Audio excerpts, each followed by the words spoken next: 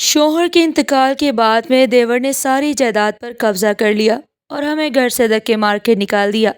میں اور میرے بچے ایک جھونپڑی میں رہنے پر مجبور ہو گئے۔ جو میرے چھوٹے بچے بھوک سے روتے تو میں ان کے ظالم چچا کے دروازے پر سوکھی روٹی مانگنے جاتی۔ ایک دن دیور کی بیوی نے غصے میں ایک روٹی میرے منہ پر پھینکی اور کہا، یہ سن کر میرے ہوش اڑ گئے۔ میں نے آسمان کی جانب دیکھ کر کہا، یا اللہ، آج تو میری فریاد سن لے۔ اگلے ہی دن شہر میں ایک بہت بڑی طوفانی بارش آئی جس میں سب کچھ بہہ گیا۔ جب میں دیور کے عالیشان گھر کی طرف گئی تو دیکھا کہ وہاں تو بھابی، بس یہاں انگوٹھا لگا دے، جلدی کرے، وقت بہت کم ہے۔ ندیم نے کاغذات کا ایک ورق میری طرف بڑھاتے ہوئے کہا۔ میری آنکھیں آنسوؤں سے سوجی ہوئی تھی اور اتنی دھندلی ہو رہی تھی کہ مجھے اپنے سامنے بیٹھے دیور کا چہرہ بھی ٹھیک سے نظر نہیں آ رہا تھا۔ میرے کانوں میں ابھی تک سائرن کی وہ خوفناک آواز گونج رہی تھی جس نے کل میری دنیا ختم کر دی۔ میرا دماغ بالکل معاف ہو چکا تھا۔ میں نے بمشکل اپنی آنکھیں اٹھا کر ان کاغذات کو دیکھا اور پھر ندیم کے چہرے کو۔ وہ بھی رو رو کر نڈھال لگ رہا تھا، یا شاید وہ صرف ایسا دکھا رہا تھا۔ ابھی تو میرے جاوید کو دنیا سے گئے 24 گھنٹے بھی پورے نہیں ہوئے تھے۔ اس کے ٹھنڈے وجود کو ابھی مٹی کی چادر اوڑھے چند گھنٹے ہی ہوئے تھے، اور یہ کاغذات، یہ کیسے جلدی تھی؟ ندیم، یہ کیا ہے؟ میری آواز حلق میں ہی دم توڑ گئی، جیسے کسی نے میرے کانوں کے ساتھ میری گویائی بھی چھین لی ہو۔ ندیم نے فوراً سے میرے ہاتھ پر اپنا ہاتھ رکھا۔ اس کی آنکھوں میں ایک عجیب سی بے چارگی تھی جسے اس وقت میں ہمدردی سمجھ بیٹھی۔ بھابی، مجھے پتا ہے یہ وقت ان سب باتوں کا نہیں ہے، مگر کیا کروں؟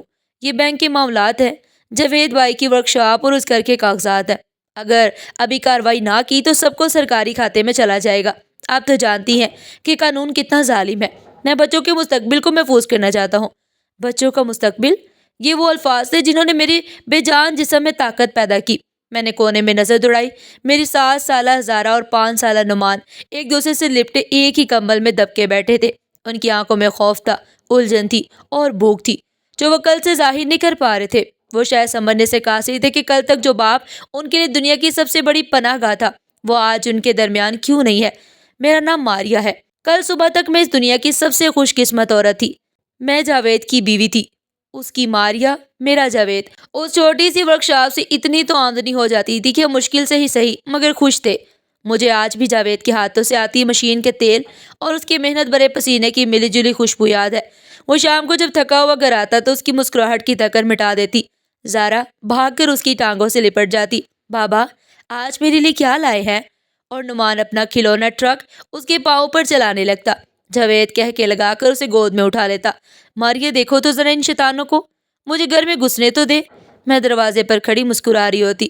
یہ تھی میری کائنات۔ یہ 2 کمرے کا مکان، یہ چھوٹی سی ورکشاپ اور میرے یہ 3 لوگ۔ ہماری اس چھوٹی سی خوشی اور سادہ زندگی سے اگر کوئی ناخوش تھا تو وہ جاوید کا چھوٹا بھائی ندیم تھا۔ وہ ہمیشہ سے شارٹ کٹ کا عادی تھا، محنت سے اسے چڑ تھی۔ اسے جاوید کا یہ سکون ایک آنکھ نہیں پاتا تھا۔ اس کی نظر ہمیشہ ہماری اس چھوٹی سی جائیداد پر رہتی۔ وہ اکثر جاوید سے کہتا، بھائی، کیا رکھا ہے اس ورکشاپ پہ؟ سارا دن جان مارتے ہو اور ہاتھ کیا آتا ہے؟ میرے ساتھ شہر چلو، دیکھنا کیسے مہینوں میں امیر ہوتے ہو۔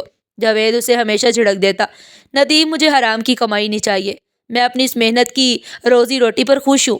اس وقت میں ندیم کی ان باتوں کا مذاق سمجھتی تھی۔ مجھے کیا پتا تھا کہ اس کے دل میں اتنا زہر بھرا ہے۔ زندگی ہنسی خوشی گزر رہی تھی کہ وہ صبح آ گئی۔ کاش وہ سورج ہی طلوع نہ ہوتا۔ جاوید نے معمول کے مطابق ناشتہ کیا۔ وہ آج بہت خوش تھا۔ ماریا، آج ورکشاپ سے جلدی آؤں گا، بچوں کو میلے پر لے کر چلیں گے۔ زارا اور نعمان خوشی سے اچھلنے لگے۔ اس دن جانے سے پہلے نعمان کو گود میں اٹھا کر بوسہ دیا، زارا کے سر پر ہاتھ پھیرا اور میری طرف دیکھ کر مسکرایا۔ اللہ حافظ ماریا۔ وہ مسکراہٹ آج بھی میری آنکھوں میں جمی ہوئی ہے۔ وہ نہیں جانتا تھا کہ وہ الوداع کہہ رہا ہے۔ وہ کام پر جاتے ہوئے ایک سڑک حادثے میں انتقال کر گیا۔ ایک تیز رفتار ٹرک نے؟ نہیں، میں یہ سوچنا بھی نہیں چاہتی۔ صرف ایک فون کال ہسپتال سے آئی اور میری دنیا، میری کائنات سب ایک لمحے میں تباہ ہو گیا۔ مجھے یاد نہیں میں ہسپتال کیسے پہنچی، مجھے یاد نہیں میں نے جاوید کو کن لفظوں میں پکارا۔ مجھے بس اس کا سفید چادر میں لپٹا بے جان وجود یاد ہے، اور اس کے بعد ایک گہرا اندھیرا گھر میں چھا گیا۔ بچوں نے والد کے سائے سے محروم ہو کر خود کو ایک کونے میں سمیٹ لیا۔ زارا جو اتنی چنچل تھی بالکل خاموش پتھر کی مورت بن گئی، اور نعمان بس اپنی چھوٹی چھوٹی آنکھوں سے یہ ادب دیکھ رہا تھا، شاید سمجھنے کی کوشش کر رہا تھا کہ اس کا باپ اب اسے کبھی گود میں کیوں نہیں اٹھائے گا۔ میں اب اس صدمے سے نکلی بھی نہیں تھی، میرے آنسو خشک بھی نہیں ہوئے تھے کہ ندیم نے اپنے اصل رنگ دکھانے شروع کر دیے۔ بھابھی، ندیم نے مجھے جھنجھوڑا۔ میں ماضی کے اندھیروں سے حال کی اس تاریخ حقیقت میں واپس آ گئی۔ کہاں کھو گئی آپ؟ جلدی کریں، لوگ تعزیت کے لیے آنے والے ہیں، ان سے پہلے ہی کام ختم ہو جائے۔ اس کی آواز میں اب ایک کھڑتری جلدی تھی۔ وہ ہمدردی جو چند لمحے پہلے تھی کہیں غائب ہو چکی تھی۔ اس نے جاوید کے جنازے کے اگلے ہی دن روتے ہوئے مجھ سے کچھ کاغذات پر دستخط کروائے، یہ کہہ کر کہ یہ بینک سے ہے، جاوید کی جمع پونجی نکلوانے کے لیے ضروری ہے۔ اس لیے سیاہی کا پیٹ میری طرف بڑھایا، یا کالی سیاہی میری زندگی کی طرح میں نے اپنے آنسو پونچھے۔ ایک نظر کونے میں بیٹھے اپنے سہمے ہوئے بچے پر ڈالی، ان کے مستقبل کے لیے۔ ہاں، مجھے ان کے مستقبل کے لیے یہ کرنا ہی ہوگا۔ میں اس وقت اپنے ہوش و حواس میں نہیں تھی، میرا دماغ بالکل مکمل طور پر خالی تھا، اور ندیم پر بھروسہ کرتے ہوئے میں انگوٹھے لگاتی ہی چلی جا رہی تھی۔ اس نے کاغذ میری طرف بڑھایا۔ بھابھی، یہاں پر۔ میں نے کانپتے ہاتھوں سے انگوٹھا لگا دیا، پھر دوسرا، پھر تیسرا۔ میں ایک بے جان بتلے کی طرح وہ کرتی ہی چلی جا رہی تھی جو وہ کہتا گیا۔ مجھے نہیں پتا میں نے کتنے کاغذات پر انگوٹھے لگائے، مجھے نہیں پتا ان پر کیا لکھا تھا، میں بس ندیم کے الفاظ پر اعتبار کر رہی تھی۔ جاوید بھائی کی جمع پونجی، بچوں کا مستقبل۔ جب آخری کاغذ پر بھی نشان لگ گیا تو ندیم نے گہری سانس لی، ایک ایسی سانس جیسے اس نے کوئی بہت بڑی مہم سر انجام دے دی ہو۔ اس نے جلدی سے سارے قبضے سمیٹے اور انہیں احتیاط سے فائل میں رکھا۔ بھابھی، فکر نہ کرے، میں سب سنبھالوں گا، اس نے میری طرف دیکھے بنا کہا، اور تیزی سے کمرے سے باہر نکل گیا۔ اس کے جانے کے بعد کمرے میں ایک عجیب سی وحشت ناک خاموشی چھا گئی۔ مجھے اچانک اپنے دل پر ایک شدید بوجھ محسوس ہوا، ایک انجانا ڈر میرے دماغ میں سائیں سائیں ہونے لگا۔ مجھے شدت سے احساس ہوا کہ میں نے ابھی ابھی اپنے ہی ہاتھوں سے اپنے بچوں کی بربادی کر کے پروانے پر انگوٹھے لگائے۔ اگلے دن تعزیت کے لیے آتے جاتے لوگوں میں گزر گئے، مگر میری نظر ندیم کو تلاش کرتی رہی، وہ شخص جو میرا ہمدرد بن کر میرے بچوں کا مستقبل محفوظ کرنے نکلا تھا، اب مجھے نظر انداز کر رہا تھا۔ وہ گھر میں آتا تو مجھے نظر چراتا، کسی انہونی کے خوف سے لرزتا رہتا، مگر میں جو ابھی اپنے شوہر کے صدمے سے باہر ہی نہیں نکلی تھی، اسے کیا بحث کرتی۔ پھر وہ دن بھی آ گیا جب جاوید کو گئے ہوئے 7 دن ہو گئے۔ میں بچوں کو نہلانے لگی کہ ندیم میرے سامنے آ کر کھڑا ہو گیا۔ اس کے ساتھ 2 اجنبی آدمی تھے۔ اس کے چہرے پر اب نہ کوئی دکھ تھا نہ کوئی ہمدردی، صرف ایک سرد مہری اور اجنبیت۔ بھابھی، آپ کو یہ گھر خالی کرنا ہوگا، اس نے کسی سپاٹ لہجے میں کہا۔ میرے پیروں تلے سے زمین نکل گئی۔ کیا مطلب ہے تمہارا ندیم؟ یہ گھر، میں نے حیرت سے پوچھا۔ یہ گھر اب میرا ہے اور میں اسے بیچ رہا ہوں، ان صاحب سے میرا سودا ہو گیا ہے۔ اس نے اپنے ساتھ کھڑے 2 آدمیوں کی طرف اشارہ کیا۔ میں بے یقینی سے کہا، ندیم، تم ہوش میں تو ہو؟ یہ جاوید کا گھر ہے، یہ میرے بچوں کا گھر ہے۔ اس کے چہرے پر ایک طنزیہ مسکراہٹ ابھری۔ یہ گھر کل تک جاوید بھائی کا تھا بھابھی، مگر اب یہ میرا ہے، اور آپ کا شکریہ کہ آپ نے خود ان کاغذات پر انگوٹھے لگائے تھے جنہوں نے مجھے اس کا مالک بنا دیا۔ تو وہ کاغذات، وہ بینک کی جمع پونجی نہیں تھی؟ میرا دماغ گھوم گیا۔ نہیں بھابھی، وہ آپ کی بے وقوفی کا ثبوت ہے۔ آپ شرافت سے گھر خالی کر دے ورنہ مجھے آپ کو دھکے دے کر نکالنا پڑے گا۔ اس نے میرے سامان کو، جاوید کی یادیں، میرے بچوں کے کھلونے، سب کچھ پہلے ہی ایک پوٹلی میں باندھ کر صحن میں پھینک دیا۔ چند دن بعد میری آنکھوں کے سامنے جاوید کی ورکشاپ اور ہمارا آبائی گھر ندیم کے نام منتقل ہو گیا۔ اس نے ہمیں سامان سمیت دھکے دے کر گھر سے نکال دیا۔ میں نے اس کے پاؤں پکڑ کر بھیک مانگی۔ ندیم، خدا کا خوف کرو، ان معصوموں پر رحم کرو، ہم کہاں جائیں گے؟ اس نے مجھے جھٹک کر دور پھینک دیا۔ جہاں جی چاہے جاؤ، مگر اب یہاں نظر مت آنا۔ اس نے دروازہ میرے منہ پر بند کر دیا۔ میں زارا اور نعمان کو لیے اس تپتی دوپہر میں سڑک پر کھڑی تھی۔ ہمارے سر پر آسمان تھا اور پیروں تلے زمین، مگر کہنے کو کوئی جگہ نہیں تھی۔ کوئی رشتہ دار ہمارا بوجھ اٹھانے کو تیار نہیں تھا۔ میں بچوں کو ہاتھ پکڑے بے مقصد سڑکوں پر چلتی رہی۔ زارا بار بار پوچھتی، ماں، ہم کہاں جا رہے ہیں؟ چچا نے ہمیں گھر سے کیوں نکال دیا؟ اور نعمان خاموشی سے میرے دوپٹے کا کونا پکڑے چل رہا تھا۔ اس کی چھوٹی سی آنکھیں خوف سے جھلک رہی تھی۔ چلتے چلتے ہم شہر کے کنارے اس ندی کے پاس پہنچ کے جہاں کبھی جاوید مجھے اور بچوں کو گھمانے لایا کرتا تھا۔ وہاں تھوڑے فاصلے پر ویران جگہ پر ایک پرانی ٹوٹی پھوٹی جھونپڑی پڑی تھی، جہاں پہلے کوئی چوکیدار رہتا تھا، مگر اب وہ سالوں سے ویران تھی۔ اس کی چھت ٹوٹی ہوئی تھی، دروازے کی جگہ بس ایک پھٹا ہوا ٹوٹ کا پردہ لٹک رہا تھا۔ میں اور میرے بچے ایک جھونپڑی میں رہنے پر مجبور ہو گئے۔ میں نے بچوں کو اندر بٹھایا۔ جھونپڑی کے اندر کچرے اور بدبو کے سوا کچھ نہیں تھا۔ میں نے اپنے آنسو پوچھے، آج سے یہی ہمارا گھر تھا۔ میں نے اپنی چادر سے کونا صاف کیا اور بچوں کو وہاں لٹا دیا۔ نعمان نے ڈر کر کہا، ماں، مجھے بھوک لگی ہے۔ میرا کلیجہ پھٹ گیا۔ میں اسے کیا بتاتی کہ ہمارا گھر اب یہی ہے۔ اگلی صبح کا سورج ہمارے لیے زندگی کی ایک نئی جنگ لے کر آیا۔ بچوں کے پیٹ خالی تھے اور میرے پاس ایک روپیہ بھی نہیں تھا۔ میں نے جھونپڑی میں ہی بچوں کو اکیلا چھوڑا۔ زارا کو سختی سے ہدایت کی کہ وہ نعمان کا دھیان رکھے، دروازے سے باہر نہ نکلے۔ میں نے چھوٹے موٹے کام تلاش کرنے کی کوشش کی، مگر شہر میں کوئی مجھے کام دینے پر تیار نہیں تھا۔ جس دروازے پر بھی دستک دیتی وہاں سے مجھے دھتکار ملتا، بہن جی کوئی کام نہیں ہے تو بتائیں، جھاڑو پوچھا برتن دھونا کچھ بھی کر لوں گی۔ میں نے ایک امیر نظر آنے والی مالکین سے التجا کی۔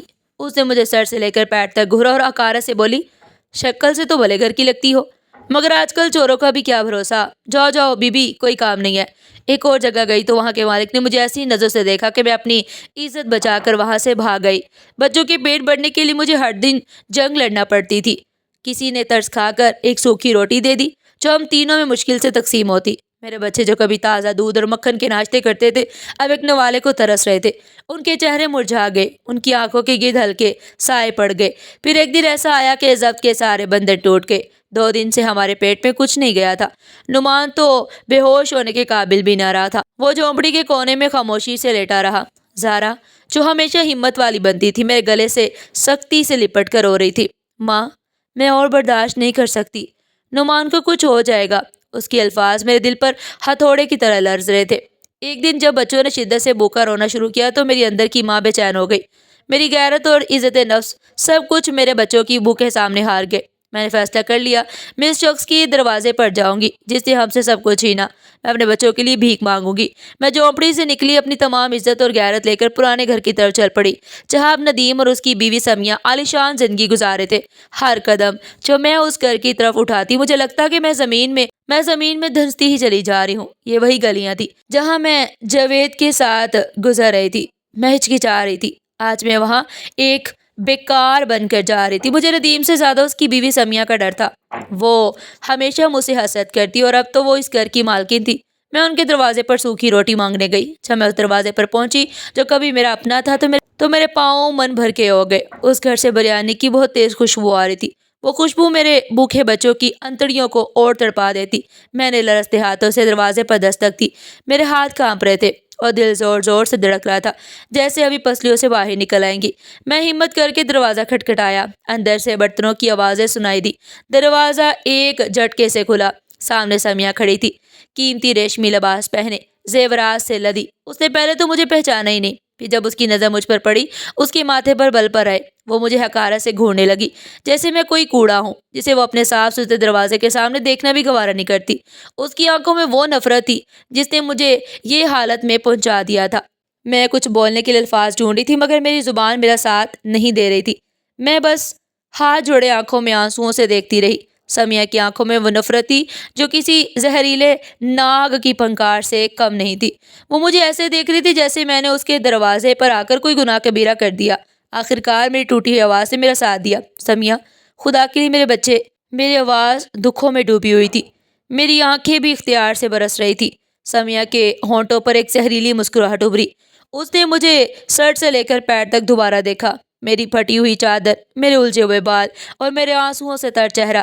اچھا تو آخر آ ہی گئی بیکارن بن کر۔ اس کی آواز میں طنز کا زہر گھلا ہوا تھا۔ جب جاوید بھائی زندہ تھے تب تو بڑی اکڑ تھی تم میں، بڑا ناز تھا اپنی چھوٹی سی سلطنت پر۔ کہاں گئی وہ سلطنت اب، وہ غرور؟ میں نے ہاتھ جوڑ دیا، سمیہ پرانی باتیں چھوڑ دو۔ میں اپنی نہیں اپنے بچوں کی زندگی کے لیے بھیک مانگنے آئی ہوں۔ وہ معصوم ہے، ان کا کیا قصور؟ میرا شوہر تمہارا جیٹھ تھا، یہ بچے تمہارے بھتیجے بھتیجی ہے، رشتہ داری کا ہی کوئی لحاظ کر لو۔ رشتہ داری؟ وہ کہہ کر ہنسی جس نے میری روح کو چھلنی کر دیا۔ کیسی رشتہ داری؟ جب تم اس گھر پر راج کرتی تھی تب تو ہمیں کبھی گھاس نہیں ڈالی، اب رشتہ یاد آیا؟ ندیم نے تم پر رحم کھا کر تمہیں چھوڑ دیا، ورنہ جو تم نے کیا اس کی سزا تو کچھ اور ہی بنتی تھی۔ یہ سن کر میں تڑپ اٹھی۔ میں نے کیا کیا سمیہ؟ میرے شوہر کی موت کا صدمہ ہی کیا کم تھا جو تم لوگ میری بات کاٹ کر؟ وہ چیخی، خبردار جو ایک لفظ بھی میرے شوہر کے خلاف کہا۔ تمہاری نحوست کھا گئی جاوید بھائی کو اور اب یہاں آ گئی ہو ہمارا سکون برباد کرنے۔ یہ ایک دن کا معمول نہیں تھا، میں اس سے پہلے بھی دوبارہ آ چکی تھی اور اس نے ہر دفعہ مجھے ذلیل کر کے باسی ٹکڑے دیے تھے، مگر آج اس کے تیور ہی کچھ اور تھے۔ شاید ندیم نے اسے میرے خلاف بھڑکا دیا تھا۔ ایک دن دیور کی بیوی نے غصے میں آ کر اندر سے ایک سوکھی روٹی لائی، وہ اتنی سخت تھی کہ پتھر کی طرح۔ اس نے وہ روٹی میری جانب نہیں اچھالی بلکہ میرے منہ پر ماری۔ ایک سوکھی روٹی میرے منہ پر پھینکی اور کہا، جاؤ اپنے منحوس بچوں کو قبرستان میں جا کر کھلاؤ۔ یہاں کیوں میری صبح خراب کرنے آتی ہو؟ دفع ہو جاؤ یہاں سے، اور آئندہ اپنی یہ شکل لے کر دروازے کے پاس بھی نظر نہ آنا۔ وہ روٹی زمین پر گر کر کیچڑ میں لت پت ہو گئی۔ میرا دل چاہا کہ زمین میں سما جاؤں۔ یہ سن کر میرے ہوش اڑ گئے، میرے کانوں میں سائیں سائیں ہونے لگی، دنیا میری آنکھوں کے سامنے گم گئی، میرا سر چکرانے لگا، میں زمین پر گرتے گرتے بچی۔ میری آنکھوں سے آنسو بے اختیار بہنے لگے۔ یہ صرف بھوک کی تذلیل نہیں تھی، یہ میری ممتا کی تذلیل تھی، یہ میرے شوہر کی یادوں کی تذلیل تھی۔ قبرستان میں جا کر کھلاؤ، اس کے یہ الفاظ میرے دماغ میں ہتھوڑے کی طرح برس رہے تھے۔ کیا میں اتنی گر گئی تھی؟ کیا میرے بچے اتنے لاوارث ہو گئے تھے کہ اب ان کا ٹھکانہ قبرستان تھا؟ میں نے وہ روٹی نہیں اٹھائی۔ میں اس کیچڑ میں پڑی روٹی کو کیسے اٹھاتی جو میری عزت کے ساتھ لت پت ہو چکی تھی؟ میں ایک لفظ کہے بنا وہاں سے پلٹ پڑی۔ میں اپنی چونپڑی کی طرف بھاگی۔ میرا دل کر رہا تھا کہ کہیں چھپ جاؤ اس دنیا سے، اس ذلت سے، اپنے اس بے بسی سے۔ میرے قدم میرا ساتھ نہیں دے رہے تھے۔ مجھے لگ رہا تھا کہ میں ہوا نہیں بلکہ شرمندگی کے گہرے سمندر میں بھاگ رہی ہوں۔ رات کو جھونپڑی میں جب بچے بھوکے سو گئے تو میں اس ٹوٹی ہوئی چھت سے آسمان کے تاروں کو گھورتی رہی۔ آج نعمان نے ایک بار بھی کھانے کا نہیں پوچھا تھا۔ وہ شاید سمجھ گیا تھا کہ اس کی ماں آج پھر ہار گئی ہے۔ زارا بھی چپ چاپ میری گود میں سر رکھے لیٹی رہی۔ اس کی سسکیاں مجھے محسوس ہو رہی تھی مگر اس نے زبان سے کچھ نہیں کہا۔ خاموشی سے میرے لیے کسی بھی چیخو پکار سے زیادہ تکلیف دہ تھی۔ جب مجھے یقین ہو گیا کہ وہ سو چکے ہیں تو میرے ضبط کا بندھن ٹوٹ گیا۔ میں تنہائی میں آسمان کی جانب دیکھ کر اپنے رب سے مخاطب ہوئی۔ میری آواز گلو گیر ہو رہی تھی۔ یا اللہ، آج تو میری فریاد سن لے۔ میں تجھ سے کبھی کوئی شکوہ نہیں کیا۔ تو نے مجھے جاوید جیسا شوہر دیا، میں نے شکر کیا۔ تو نے اسے مجھ سے چھین لیا، میں نے صبر کیا۔ میں نے ان ظالموں کے لیے کبھی کوئی بد دعا نہیں کی مگر آج بات مجھ سے، میری ذات سے آگے بڑھ گئی ہے۔ آج بات میرے معصوم بچوں پر آ گئی ہے۔ یا اللہ، تو میری فریاد سن لے۔ مالک، تیری زمین پر میرے بچوں کے لیے ایک نوالا بھی نہیں بچا کیا؟ کیا تیرا انصاف سو گیا ہے؟ میں اپنے لیے کچھ نہیں مانگتی، میرے بچوں کے لیے، ان کے حق کے لیے تو ہی انصاف کر۔ تو ہی وہ ظالم کو ڈھیل دیتا ہے مگر پکڑتا بھی ہے۔ کب ہوگی تیری پکڑ؟ کب دیکھے گی میری آنکھیں تیرا انصاف؟ میری دعا آنسوؤں میں ڈوبی ہوئی تھی۔ مجھے نہیں پتا میں کتنی دیر ہوتی رہی، کتنی دیر اپنے رب سے باتیں کرتی رہی۔ مجھے بس اتنا پتا تھا کہ اگر آج بھی میری نہ سنی گئی تو شاید کل کا سورج میں اور میرے بچے نہ دیکھ پائیں گے۔ مگر جب میری آنکھ لگی تو میرے دل میں ایک عجیب سا سکون تھا، جیسے میری فریاد سن لی گئی ہو۔ اگلے دن شہر میں ایک بہت بڑی طوفانی بارش آئی۔ میں صبح سویرے اٹھی تو آسمان کا رنگ سیاہ تھا، ایسا سیاہ جیسے کسی نے رات کے اندھیرے پر مزید سیاہی ملا دی ہو۔ میں ایک عجیب سی گھٹن اور وحشت تھی۔ زارا اور نعمان اب خوف زدہ ہو رہے تھے۔ میں نے جلدی سے جھونپڑی کے پھٹے ہوئے ٹاٹ کو مزید باندھنے کی کوشش کی مگر اس سے پہلے کہ میں کچھ کر پاتی بادی نے زور سے گرجے کہ میرے دونوں بچے ڈر کر اٹھ بیٹھے اور مجھ سے لپٹ گئے، اور پھر بارش شروع ہو گئی۔ یہ بارش نہیں تھی، یہ ایک عذاب تھی، جیسے آسمان پھٹ پڑا ہو۔ پانی کی بوندیں نہیں بلکہ پانی کی چادریں تھی جو زمین پر گر رہی تھی۔ ہوا اتنی تیز تھی کہ ہماری جھونپڑی جو پہلے ہی خستہ حال تھی کسی سوکھے پتے کی طرح لرزنے لگی۔ مگر مجھے لگا کہ آج ہم اس چھت تلے ہی دفن مر جائیں گے۔ نعمان خوف سے چیخ رہا تھا اور زارا نے مضبوطی سے میرا ہاتھ پکڑا ہوا تھا۔ اس کی آنکھیں خوف سے پھٹی کی پھٹی رہ گئی۔ ہم مر جائیں گے، اس کی آواز ہوا کے شور میں دب گئی۔ میں نے دونوں کو اپنے سینے سے لگایا۔ نہیں، اللہ ہمارے ساتھ ہے، کچھ نہیں ہوگا۔ مگر میرا اپنا دل ڈوب رہا تھا۔ بارش گھنٹوں برستی رہی اور پھر ہمیں وہ آواز آئی، ندی، وہ ندی جو ہمارے قریب سے گزرتی تھی۔ آج وہ خاموش نہیں تھی، وہ دھاڑ رہی تھی ایک خوفناک شیر کی طرح۔ ندی میں اچانک ایک خوفناک تیزی آ گئی۔ میں نے ٹارچ کی پردے سے جھانکا تو میرے رونگٹے کھڑے ہو گئے۔ پانی ہر طرف تھا، شہر کا نکلا ہوا حصہ جہاں پکے مکانات تھے، جہاں امیروں کی بستیاں تھیں، پانی میں ڈوبنا شروع ہو گیا، جس میں سب کچھ بہہ گیا۔ ہماری جھونپڑی اونچائی پر تھی، اس ویران ٹیلے پر ہونے کی وجہ سے اللہ کی حفاظت سے محفوظ رہی، مگر پانی ہماری دہلیز تک چھو رہا تھا۔ میں اپنے بچوں کو سینے سے لگائے آیت الکرسی کا ورد کرتی رہی۔ بارش تھمنے کے بعد ہر طرف تباہی کا منظر تھا۔ پانی کی سطح کچھ کم ہوئی تو میں نے جھونپڑی سے باہر قدم رکھا۔ ہر طرف کیچڑ، ٹوٹے ہوئے درخت، ندی کا پانی اتر رہا تھا مگر اپنے پیچھے بربادی کی ایک لازوال داستان چھوڑ گیا۔ میں نے اپنے بچوں کو جھونپڑی میں چھوڑا۔ زارا بڑی ہو گئی تھی، وہ سمجھدار تھی۔ سارا بیٹا، نعمان کو لے کر یہیں بیٹھو، کہیں باہر مت نکلنا، میں بس گاؤں کا حال دیکھ کر آتی ہوں۔ ماں، مجھے ڈر لگ رہا ہے، اکیلے مت جاؤ۔ نہیں بیٹا، مجھے جانا ہوگا، دیکھنا ہے کہ کوئی زندہ بچا بھی ہے یا نہیں۔ میں جھوٹ بول رہی تھی، مجھے صرف ایک ہی گھر کی فکر تھی، یا شاید فکر نہیں، ایک انجانا تجسس تھا۔ میرے دل میں ندیم اور اس کے خاندان کے لیے کوئی نفرت نہیں تھی، یہ شاید تھی، مگر اس وقت اس تباہی کے بعد ایک انجانا سا تجسس تھا۔ کیا وہ بھی میری طرح بے بس ہوئے ہوں گے؟ کیا سمیہ نے بھی موت کو اتنے قریب سے دیکھا ہوگا کہ ان کے بچے بھی اسی طرح سہمے ہوں گے جیسے میرے بچے سہمے تھے؟ میں سوچتی ہوئی کیچڑ اور پانی سے بچتی بچاتی اس طرف چل پڑی جہاں کبھی میرا گھر ہوا کرتا تھا۔ راستے میں ہر طرف تباہی تھی، لوگوں کے گھروں کا سامان سڑکوں پر بکھرا پڑا تھا، کچھ لوگ اپنا بچا کچا سامان سمیٹنے کی کوشش کر رہے تھے، کچھ اپنے پیاروں کو ڈھونڈ رہے تھے۔ میں ان سب کو نظر انداز کرتی دل کو مضبوط کیے اس گلی کی طرف روانہ ہو گئی، اور جب میں دیور کے عالیشان گھر کی طرف گئی تو دیکھا کہ وہاں تو میرا دل ایک لمحے کے لیے جیسے رک سا گیا۔ وہاں گھر نہیں تھا، وہاں صرف ایک کھنڈر تھا۔ گھر کی آدھی دیواریں گر چکی تھی، چھت کا ایک بڑا حصہ بھی گر گیا تھا، سارا قیمتی سامان، وہ صوفے، وہ میزیں، سب کچھ کیچڑ میں لت پت تھے۔ ان کی وہ چمکدار بڑی گاڑی جو ہمیشہ دروازے پر کھڑی رہتی، وہ الٹی پلٹی پڑی تھی، اور سیلابی ریلے میں کہیں سے بہہ کر آیا ہوا ایک بڑا درخت اس پر گرا ہوا تھا۔ وہ گھر جس کے غرور میں سمیہ نے مجھے میرے بچوں سمیت قبرستان جانے کا تانا دیا تھا، آج خود ایک قبرستان کا منظر پیش کر رہا تھا۔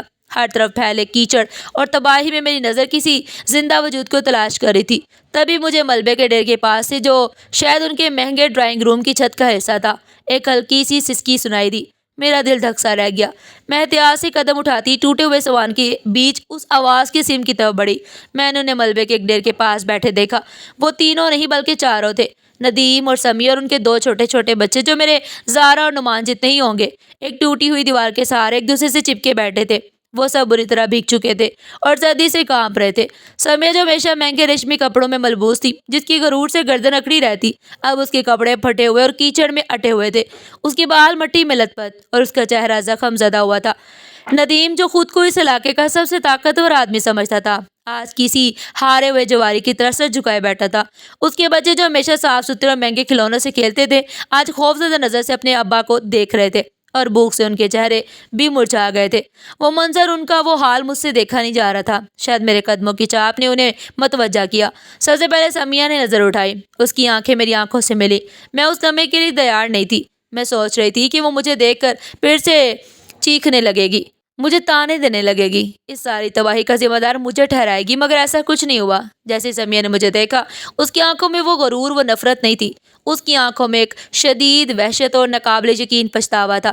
اس کی آنکھیں خوف سے پھیل گئی۔ شاید وہ سوچ رہی تھی کہ میں اس کا مذاق اڑانے آئی ہوں یا اس کی بربادی پر خوش ہونے آئی ہوں۔ وہ میری نظروں کی تاب نہ لا سکی۔ اس نے جو مجھے آنکھیں دکھائی تھی اسے نظریں چھلا لی، اس نے سر جھکا لیا اور اس کی آنکھوں سے آنسو بہنے لگے۔ یہ غصے کے آنسو نہیں تھے، یہ بے بسی، شرمندگی اور شاید اپنے گناہوں کے احساسات کے آنسو تھے۔ وہ عورت جس نے چند دن پہلے میرے منہ پر روٹی ماری تھی، آج خود ایک نوالے کی محتاج اسے کیچڑ میں بیٹھی تھی۔ مجھے اس پر غصہ نہیں آیا، مجھے اس کی حالت پر ترس آنے لگا۔ وقت کیسا بادشاہ ہے، یہ کب کس کو عرش سے فرش تک پٹک دے کوئی نہیں جانتا۔ پھر ندیم نے میری طرف دیکھا، اس کی آنکھیں بالکل خالی تھی۔ ان آنکھوں میں نہ وہ مکاری تھی جسے اس نے مجھ سے کاغذات پر انگوٹھے لگوائے تھے، اور نہ وہ ظلم تھا جسے اس نے مجھے دھکے دے کر گھر سے نکالا تھا۔ وہ آنکھیں بے جان تھی، جیسے ان میں کوئی امید زندہ باقی نہ بچی ہو۔ وہ مجھے کچھ دیکھتا رہا، کچھ دیر دیکھتا رہا، شاید الفاظ تلاش کرتا رہا، شاید اپنی ہمت جمع کرتا رہا۔ پھر اس کی آواز جو کبھی مجھ پر گرجتی تھی، آج ایک دبی ہوئی ٹوٹی ہوئی سرگوشی میں تبدیل ہو چکی تھی۔ بھابھی، اس نے مجھے پکارا، اور اس ایک لفظ میں اتنی شرمندگی تھی کہ میرا دل کام کر رہ گیا۔ بھابھی، سب ختم ہو گیا، جو کچھ ہم نے آپ سے چھینا تھا وہ بھی چلا گیا، اور جو ہمارا تھا وہ بھی۔ اس کی آواز میں گہرا دکھ اور شرمندگی تھی۔ اس نے کیچڑ میں لت پت ایک ٹوٹے ہوئے باکس کی طرف اشارہ کیا۔ وہ سارے کاغذات، وہ سب کچھ جس کے لیے میں نے بھائی سے بے وفائی کی، سب اس ریلے میں بہہ گیا۔ یہ گھر، یہ دولت، یہ شان و شوکت، سب ایک ہی رات میں ختم ہو گیا۔ اللہ نے مجھے میری اوقات دکھا دی۔ بھابھی، میں نے آپ کے بچوں کے منہ سے نوالا چھینا تھا، آج میرے بچے 2 وقت کی روٹی کو ترس رہے ہیں۔ وہ پھوٹ پھوٹ کر رو پڑے، ایک بچے کی طرف بلک بلک کر۔ آج اس کی آنکھوں میں مجھے سچائی نظر آ رہی تھی، مگر یہ سچائی دیکھنے کے لیے اسے اپنا سب کچھ لوٹانا پڑا تھا۔ ندیم کے وہ الفاظ، اس کا وہ ٹوٹا ہوا اعتراف، اس کی وہ بے بسی، سب کچھ۔ وہ شخص جس نے مجھ پر زمین تنگ کر دی تھی۔ اس وقت میرے دل میں کوئی بدلے کا جذبہ نہیں تھا۔ وہ آگ جو سمیہ کے طنز نے میرے سینے میں بھڑکائی تھی، وہ اس طوفانی بارش کے پانی نے اور ان کے آنسوؤں نے مل کر بجھا دی۔ مجھے ان پر غصہ نہیں آیا، ایک عجیب سا ترس آ رہا تھا مجھے، اور یہ معصوم بچوں کو دیکھ کر اپنے زارا اور نعمان یاد آ گئے۔ بھوک تو ان کے بچوں کو بھی لگی تھی، بالکل ویسے ہی جیسے میرے بچے تڑپتے تھے۔ میرے اندر کی ماں نے میرے اندر کی مظلوم عورت کو شکست دے دی۔ میں ایک لفظ کہے بغیر وہاں سے پلٹی۔ سمیہ نے ایک دم سے سر اٹھایا۔ اس کی آنکھوں میں ایک لمحے کے لیے وہی پرانا خوف دوڑا جو اس دن میری آنکھوں میں تھا۔ شاید وہ سوچ رہی تھی کہ میں انہیں اس حال میں چھوڑ کر ہمیشہ کے لیے جا رہی ہوں، یا شاید گاؤں والوں کو بلانے جا رہی ہوں۔ ندیم بھی میری پشت کو خالی نظر سے دیکھتا رہا۔ میں تیزی سے قدم اٹھاتی، کیچڑ میں پھسلتی واپس اپنی جھونپڑی کی طرف بھاگی۔ میرا دماغ بالکل سن ہو چکا تھا۔ میں کیا کرنے جا رہی تھی، کیوں کرنے جا رہی تھی، مجھے نہیں پتا۔ زہرا نعمان مجھے دیکھ کر لپکنے والے تھے کہ میں نے انہیں وہیں پر روک دیا۔ چوپڑی میں کونے میں نے مٹکے کے پیچھے وہ چند کچھ خشک بسکٹ چھپا کر رکھے تھے جو کل کسی نے ترس کھا کر دیے تھے۔ یہ میرے بچوں کا آخری سہارا تھا۔ میں نے وہ بسکٹ کا پیکٹ اٹھایا اور ساتھ پانی کی ایک بوتل جو میں نے رات کو ندی سے بھر کر رکھی تھی ساتھ لی۔ ماں، یہ تو ہمارے لیے تھے نا؟ زہرا نے دبی خوفزدہ آواز میں کہا۔ میں نے اس کے سر پر ہاتھ پھیرا۔ بیٹا، آج ہم سے زیادہ ضرورت مند وہ ہیں، اللہ ہمیں اور دے گا۔ میں یہ کہہ کر تو گئی تھی، مگر میرا دل جانتا تھا یہ صرف دلاسا نہیں۔ میں جب واپس اس ملبے کے ڈیر تک پہنچی تو وہ چاروں اس طرف اسی طرح بے یار و مددگار بیٹھے تھے۔ وہ کہیں نہیں گئے تھے، شاید ان میں کہیں جانے کی ہمت نہیں بچی تھی۔ میں نے اپنی جھونپڑی سے بچے ہوئے چند خشک بسکٹ اور پانی کی بوتل ان کی طرف بڑھائی۔ پہلے ندیم کو نہیں، میں نے سمیہ کی طرف بڑھایا۔ سمیہ، تمہارے بچے بھوکے ہیں۔ سمیہ نے پہلے میری طرف دیکھا، پھر میرے ہاتھ میں پکڑے بسکٹ کے پیکٹ کو، اور پھر اپنے کیچے میں لت پت بچوں کو۔ اس کی آنکھیں اس بے یقینی میں تھی کہ وہ عورت جس کے منہ پر اس نے روٹی پھینکی تھی آج اس کے بچوں کے لیے اپنا آخری نوالہ لے کر آئی۔ وہ ایک دم سے پھٹ پڑی۔ وہ بچوں کی طرح بلک بلک کر رونے لگی۔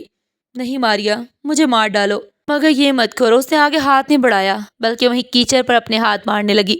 میں نے تمہارے بچوں کو قبرستان جانے کا کہا، اور تم تو میرے بچوں کو مجھ سے یہ گناہ مت کرو۔ ندیم نے آگے بڑھ کر وہ بسکٹ اور پانی مجھ سے لے لیا۔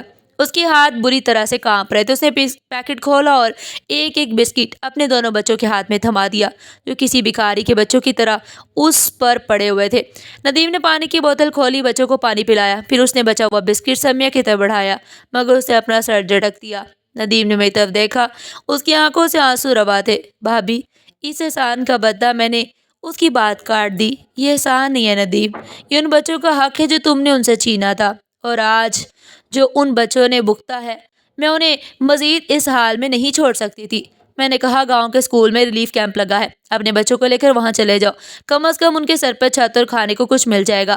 وہ دونوں مجرموں کی طرح سر جھکائے وہاں سے اٹھے، اپنے بچوں کو سنبھالا اور اس سمت چل دیے جہاں میں نے اشارہ کیا تھا۔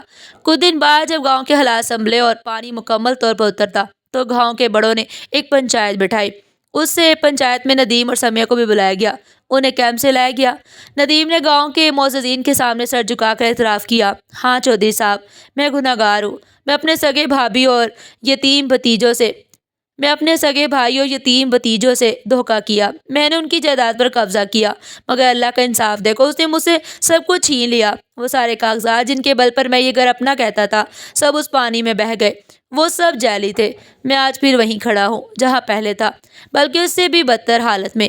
پنچایت کے بڑے آپس میں باتیں کر رہے تھے کہ ایک بزرگ نے کہا، ندیم، تم نے جو کیا اس کی سزا تو اللہ نے دے دی، مگر جو ان یتیموں کا حق کیسے پورا ہوگا جب کاغذات ہی نہیں رہے؟ میری سانس جیسے رکنے لگی۔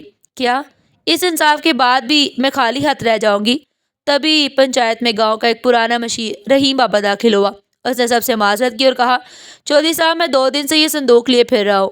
یہ مجھے پرسوں ندی کے کنارے کیچڑ میں دھنسا ہوا ملا تھا۔ میں نے سوچا کسی غریب کا سامان ہوگا، مگر آج جب اسے صاف کیا تو اس پر جاوید ورک شاپ کا نام لکھا ہوا تھا۔ یہ سنتے ہی میرا دل زور زور سے دھڑکا۔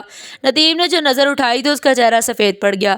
یہ وہی پرانا لوہے کا صندوق تھا جس میں جاوید اپنی ضروری کاغذات رکھتا تھا اور جسے میں اس کی موت کے بعد سے پاگلوں کی طرح ڈھونڈ رہی تھی۔ ندیم نے مجھے بتایا تھا کہ وہ ورک شاپ سے چوری ہو گیا ہے۔ سب کے سامنے جب وہ صندوق کھولا گیا تو اس میں سے ایک پلاسٹک میں لپٹی ہوئی فائل نکلی، اور اس فائل کے اندر بالکل محفوظ میرے گھر اور جائیداد کے اوریجنل کاغذات، جاوید کی ورک شاپ کے کاغذات سب موجود تھے۔ سیلاب نے ندیم کے جھوٹے اور فریبی انداز کو بہا دیا تھا، مگر میرے شوہر کی سچائی اور محنت کو محفوظ رکھا۔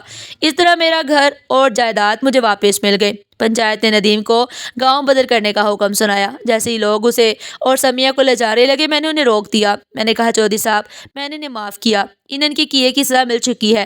سمیہ میرے پاؤں میں گر گئی۔ ماریا، مجھے معاف کر دو، میں نے تمہارے بچوں کو قبرستان جانے کا کہا تو آج دیکھو اللہ نے ہمیں ہی بے گھر کر دیا ہے، در در کا بھکاری بنا دیا ہے۔ میں نے اسے اٹھایا اور گلے سے لگا لیا۔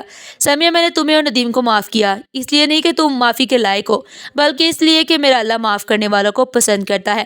اب ہم سب کچھ بلا کر مل کر ساتھ رہیں گے۔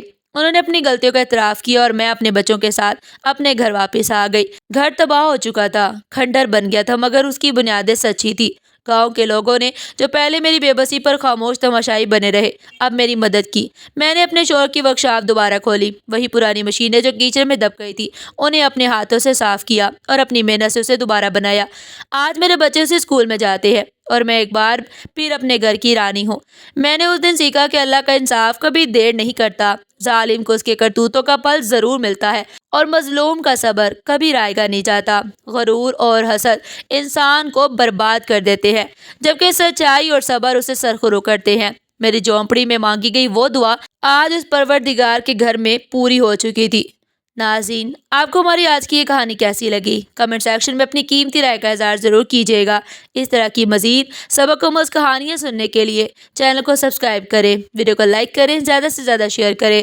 کل پھر ملتے ہیں ایک نئی زبردست کہانی کے ساتھ۔ تب تک کے لیے اللہ حافظ۔